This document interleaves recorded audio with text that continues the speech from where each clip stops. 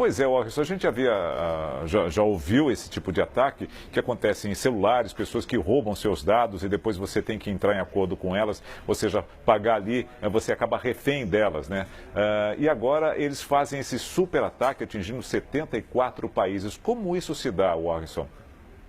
Pois é, Nelson, isso aí, né, quer dizer, essa praga virtual que é chamada de ransomware, né, e ransom é justamente resgate, né, em inglês, né, ele faz justamente isso, né, ele bloqueia a máquina, né, e isso tanto pode ser um computador, quanto pode ser um smartphone, como você bem lembrou, e impede que o operador desse computador tenha acesso à máquina. Você não consegue fazer nada, porque todo o conteúdo da máquina, todos os arquivos que estão ali, são criptografados. E você não consegue quebrar essa criptografia a não ser que você tenha uma chave, né?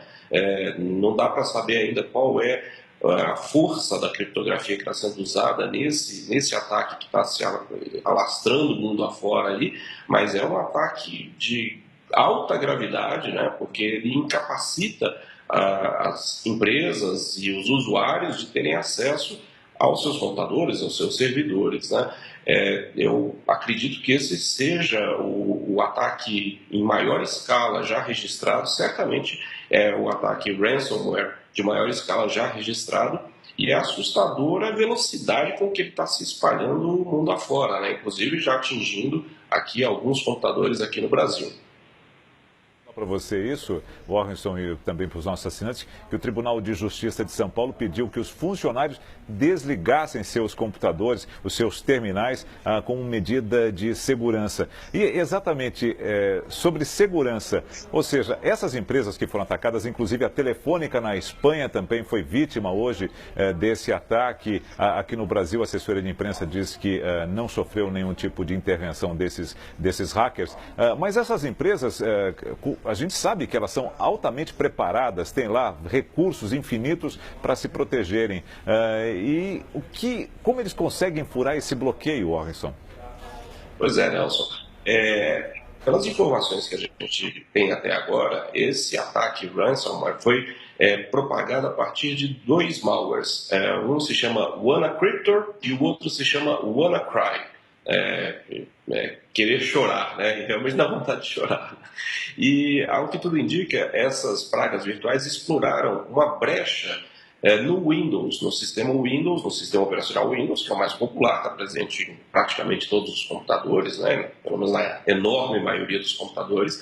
Essa brecha já havia sido identificada pela Microsoft no mês de março. A empresa já havia alertado os usuários que era preciso fazer uma atualização no sistema operacional para evitar que essa brecha pudesse ser explorada, mas aparentemente, apesar de todo o aparato de segurança, apesar de todos os profissionais até envolvidos nessa questão, várias máquinas estavam expostas, para não dizer que milhares de máquinas estavam expostas e talvez não tenham feito essa atualização do sistema operacional que, segundo a própria fabricante, era necessária para que a gente para que as máquinas não estivessem sujeitas a esse tipo de ataque.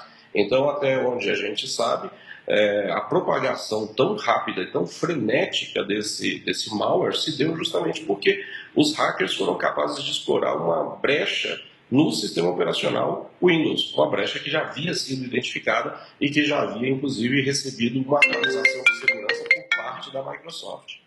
Pessoal, esses hackers, eles pedem, obviamente, um valor para que possam liberar novamente a sua máquina, para que possam liberar os seus dados. Eles estão trocando por bitcoins. Eu queria que você explicasse para a gente o que é o Bitcoin e qual é a medida de valor desse Bitcoin.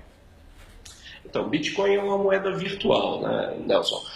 Não é a única, mas é a mais conhecida, é a mais popular. O Bitcoin experimentou recentemente uma alta extraordinária no seu valor. Hoje um Bitcoin vale mais de R$ 5.000, né?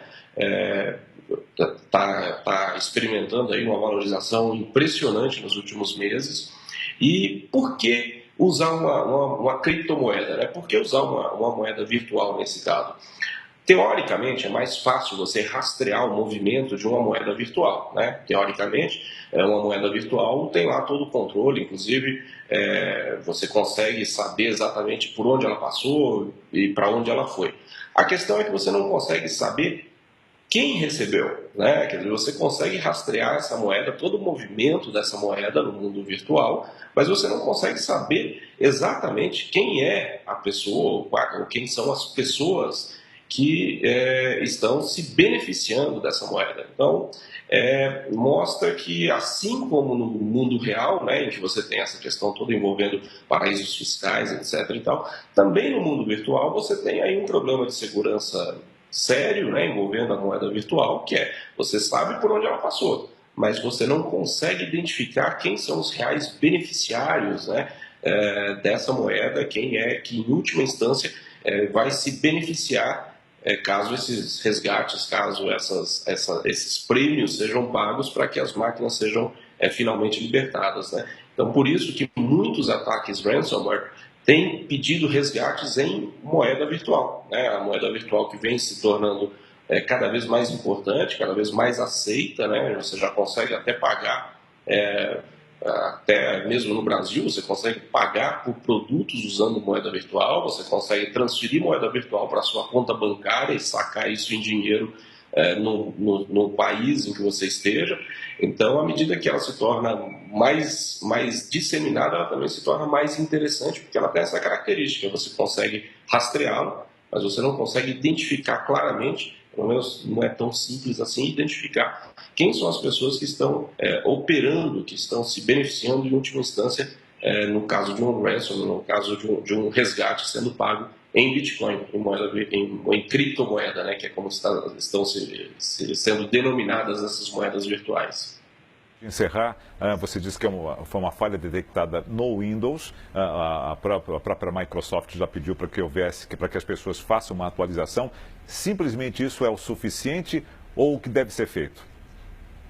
Pois isso é um ponto muito importante, viu, Nelson? Porque a gente sempre, até nós usuários comuns, né, a gente sempre vê lá a atualização do seu sistema operacional e muitas vezes a gente acaba ignorando isso e achando que não é uma coisa assim tão importante, mas é fundamental que você faça e mantenha o seu sistema operacional sempre atualizado, porque quase sempre quando o fabricante do software, no caso aí a Microsoft, porque a gente está falando principalmente de Windows, e até é importante registrar, Nelson, nesse momento, essas são informações ainda preliminares, né? Quer dizer, talvez esse quadro até mude, né? Mas o que a gente sabe até agora, nesse momento, é que a principal porta de entrada para esses malwares, para essas pragas virtuais que estão aí se espalhando pelo mundo, elas estão explorando essa brecha que já havia sido detectada. Ainda são informações preliminares, mas tudo indica que esse talvez seja o principal vetor que está levando essas pragas virtuais a infectar os computadores mundo afora.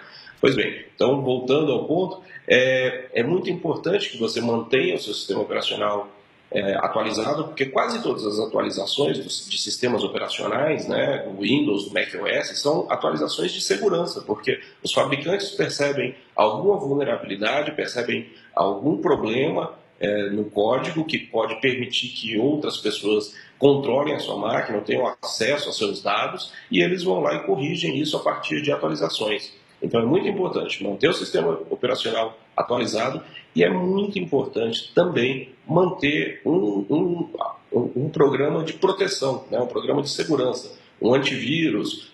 Normalmente um antivírus hoje em dia já vem com outros recursos do tipo firewall. Firewall é, como o nome diz, uma parede de fogo que tenta impedir que o mundo externo invada o seu mundo interno, né, o seu computador pessoal, né? Então, é fundamental manter o seu sistema operacional atualizado e também ter um programa de segurança, né, que antigamente era antivírus, né? Hoje eles já têm que fazer muito mais do que simplesmente combater vírus digitais, né? Eles têm também outros recursos e esses recursos são fundamentais para que você, pelo menos, aumente o seu grau de segurança no mundo digital. Esses ataques estão se tornando cada vez mais comuns e a gente realmente não pode ignorar, achar que isso é só uma coisa que acontece com os outros. A gente está vendo aí instituições gigantes, empresas que têm corpos de técnicos altamente qualificados, altamente capacitados, e elas estão sendo vítimas de um ataque que também, por outro lado, é muito sofisticado, né? Tem gente muito boa dos dois lados aí, né? Então, nós, usuários comuns, realmente temos que tomar todos os cuidados nesse sentido.